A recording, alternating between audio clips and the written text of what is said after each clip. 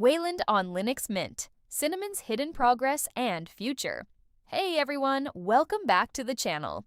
If you've been using Linux Mint for any length of time, you know the team doesn't rush into big changes just for the sake of being modern. Stability first, always.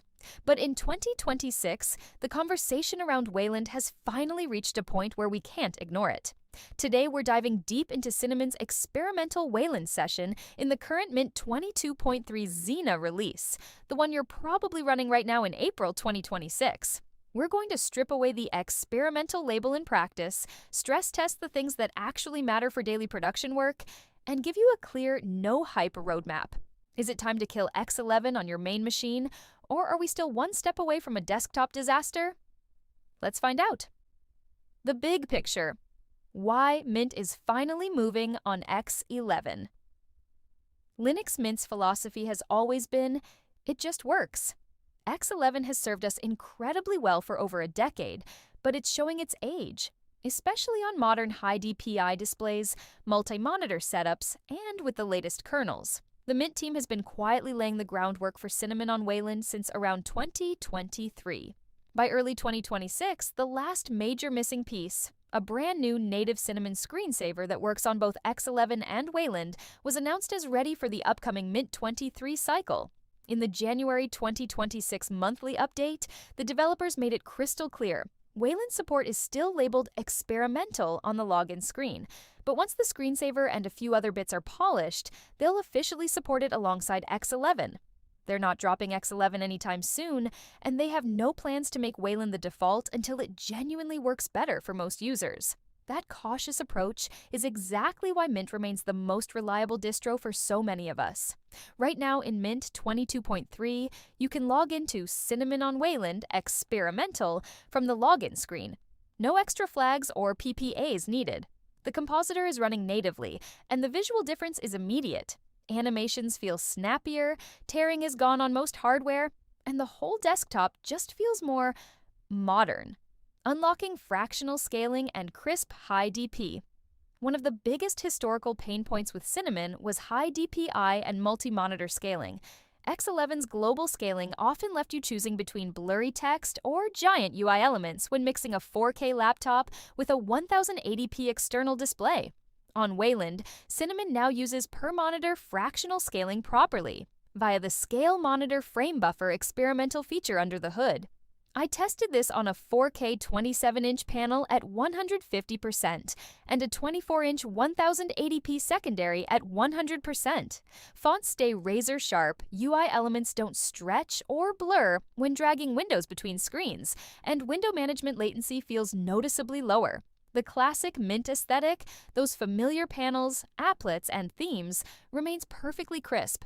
Performance-wise, moving between different pixel densities is buttery smooth compared to X11.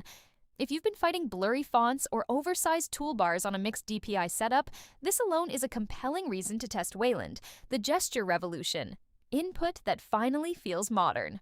Cinnamon has had basic touchpad gestures for years, but they relied on TouchEgg, which never played nicely with Wayland. The team has been shifting toward tighter libinput integration. In the experimental Wayland session, 3- and 4-finger swipes for workspace switching and window tiling now feel responsive and reliable on modern hardware. Input lag in creative apps, GIMP, Krita, and even light gaming is lower than on X11 because the compositor and input stack are more tightly coupled. No more fighting Xorg driver quirks. That said, full gesture customization still needs a bit of manual setup for some users. Libinput gestures can help as a drop-in replacement. It's not quite as plug-and-play as GNOME's implementation yet, but the foundation is solid and getting better with each update. Where it still stutters, the real compatibility friction points. Let's be honest, this isn't production ready for everyone yet. Wayland legacy apps. Most everyday programs run fine, but screen sharing, Zoom, OBS, Discord, can still be flaky without the latest portals. Window decorations sometimes misbehave on older Electron apps. NVIDIA versus AMD/Intel. AMD and Intel users are having the smoothest ride, near perfect hardware acceleration and minimal issues. NVIDIA users, especially on proprietary drivers, report occasional hiccups, slightly higher input lag on very high refresh rates, 240 Hz plus. occasional wake from sleep glitches, and the occasional black screen login on older cards. Recent drivers have improved things dramatically, but it's not flawless. Cinnamon-specific applets.